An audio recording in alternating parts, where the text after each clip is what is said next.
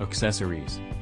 This accessory port is one of the most captivating tricks of the Essential phone that gives it a big advantage over the competition, but it hasn't taken flight yet.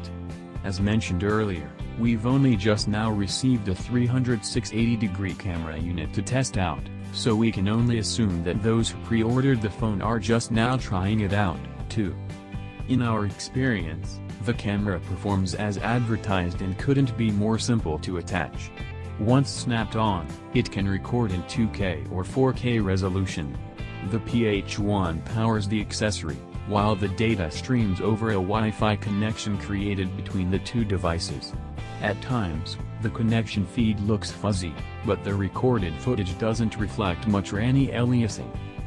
The 360 camera is currently available for $179 through Essential's online shop, but is it worth it?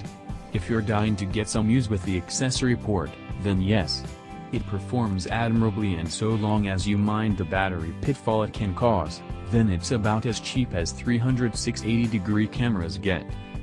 Given the slow rollout of its first accessory, we have reservations about the Essential phone's accessory port, those two holes aligned with the rear camera array.